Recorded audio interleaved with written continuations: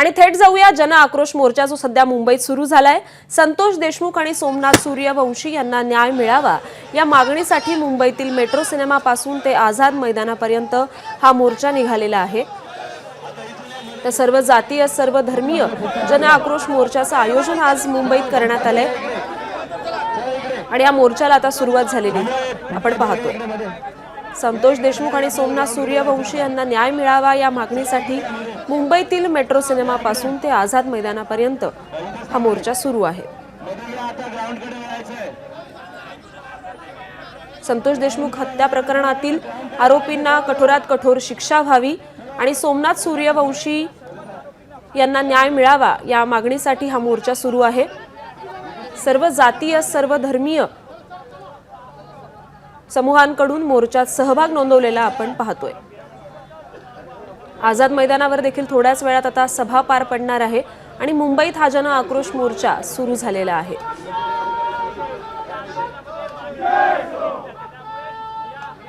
तर हा मोर्चा मुंबईतील आझाद मैदानावर पोहोचेल आणि त्यानंतर सभेला सुरुवात होणार आहे।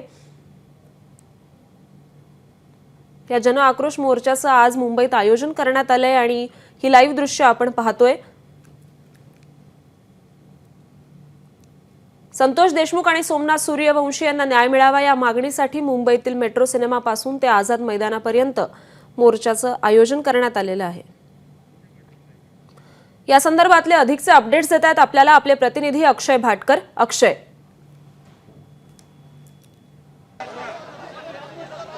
हा मोर्चा जो आहे तो गेल्या अर्ध्या तासापासून सुरू झालेला आहे आणि आता आपण बघतोय प्रेस क्लब जवळ म्हणजे मुंबई महानगरपालिकेच्या या मुख्यालयाच्या समोर हा मोर्चा जो आहे तो पोहोचलेला आहे आणि यामध्ये संतोष देशमुख यांची कन्या देखील इथे सहभागी झालेली आहे।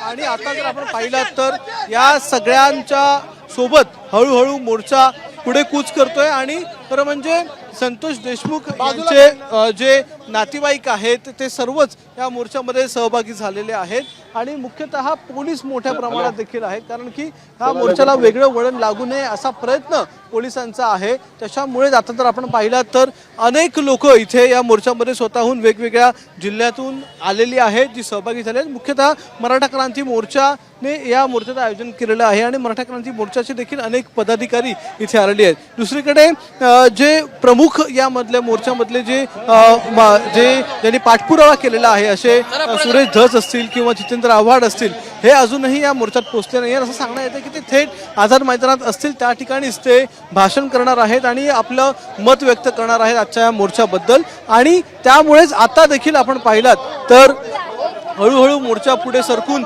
आता सगळ्या लोकांना एका बाजूला रोड देखील सुरू आहे, रस्ते वाहतुकीला अडचण होणार नाही याची दक्षता घेतली जाते आणि दुसऱ्या बाजूला मोर्चा देखील थांबणार नाही याची देखील खबरदारी जी आहे ती पोलिसांकडून घेतली जाते। आणि त्यामुळेच हा मोर्चाला म्हणजे अगदी मेट्रोपासून ते आझाद मैदान हे अंतर 10 मिनिटाचं आहे चालत, मात्र तरी देखील अर्धा तास लागलेला आहे आणि याच लोकांबरोबर हळूहळू मोर्चा हा पुढे चाललेला आहे, कारण की मोठ्या प्रमाणात गर्दी आता झालेली। सुरुवातीला 100 ते 150 माणसं होती, आता जवळपास 500-600 माणसं या मोर्चामध्ये सहभागी झालेली आहेत आणि हळूहळू का होईना पण आझाद मैदानाकडे हा मोर्चा कूच करतोय। आझाद मैदान अगदी 5 ते 10 मिनिटाच्या अंतरावर आहे आणि थोड्याच वेळात हा मोर्चा आझाद मैदानात देखील पोहोचेल आणि त्यानंतर मुख्यतः या मोर्चाचं जे स्वरूप आहे ते आपल्याला लक्षात येईल आणि कशा प्रकारे त्या ठिकाणी आणखी अगदीच 10 मिनिटावर इथून मंत्रालय आहे आणि मंत्रालयामध्ये अनेक लोक म्हणजे मुख्यमंत्र्यांपासून सगळे मंत्री बसतात आणि ज्या मंत्रिमंडळामध्ये धनंजय मुंडे यांचा देखील समावेश आहे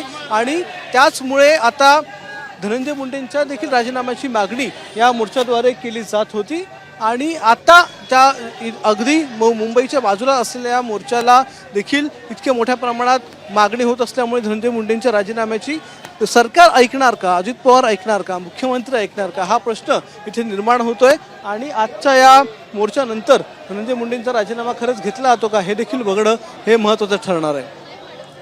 नक्कीच अक्षय, आता आझाद मैदानावर हा मोर्चा पोहोचून तिथे सभेलाही सुरुवात होणार आहे।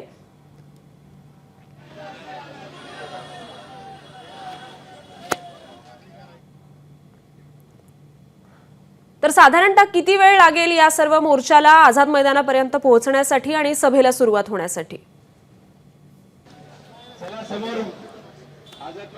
अगदी अक्षय. 5 मिनिटं लागतील आणि 5 मिनिट आझाद मैदानाच्या प्रवेशद्वारापर्यंत तर मोर्चा हा पोहोचलाच आहे आणि या प्रवेशद्वाराकडून आता हा मोर्चा आतमध्ये जाईल आझाद मैदानामध्ये आणि त्यानंतर मुख्य जो भाषण आहे किंवा जे प्रतिक्रिया व्यक्त करणारे आहेत ते त्या ठिकाणी व्यक्त होतील आणि मुख्यतः त्यांची जी मुलगी आहे तिचं भाषण जे आहे किंवा ती काय म्हणते काय बोलते याकडे सगळ्यात मोठं लक्ष आहे, सगळ्यात जास्त लक्ष आहे. आपण काही लोकांशी देखील ते बोलण्याचा प्रयत्न करूया. सर, काय सांगाल आजचा हा जो मोर्चा आहे त्या मोर्चातून सरकारला तुम्हाला काय नेमकं सांगायचं आहे? सरकार को यही खाली बताना है कि जो ये लोग कर रहे हैं वो गलत ही है।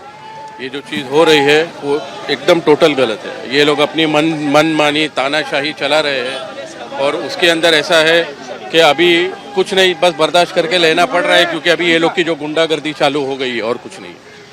तर लोकांची गुंडागर्दी म्हणजे पोलिसांची असेल किंवा शासनाची असेल किंवा या ठिकाणी जे आरोपी आहेत मग वाल्मिक कराड किंवा इतर लोक यांची जी गुंडगिरी आहे गुंड प्रवृत्ती आहे ती बंद व्हावी यासाठी इथे मोर्चाचं आयोजन केले गेले आणि त्यामुळेच मागणी मुख्यतः तीच केली जाते या सगळ्या लोकांकडून की मोर्चा जो आहे त्या मोर्चामध्ये आता आपण काही इतर काही लोकांशी देखील बोलायचा प्रयत्न करूया की नेमकं त्यांची मागणी काय आहे. सर, मागणी काय आहे तुमची? मागणी अशी आहे की आजपर्यंत बीडमध्ये जे घटना झालेली आहे त्याचे अजूनही एक आरोपी सापडलेला नाही आहे.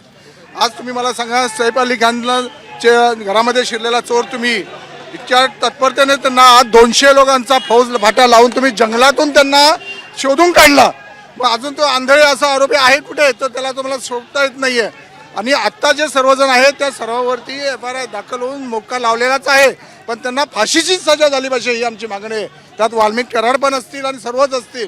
धनंजय मुंडे या सर्वांना वाचवण्याचा प्रयत्न करतात म्हणून आमचं हे म्हणणं आहे की धनंजय मुंडे साहेबांनी मंत्रिमंडळातून राजीनामा द्यावा, थोडे दिवस बाहेर राहावं.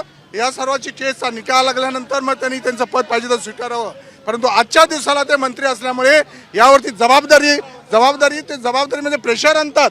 आज पोलीस डिपार्टमेंट असेल कोणी असेल त्यांच्या सरकारमध्ये आहे.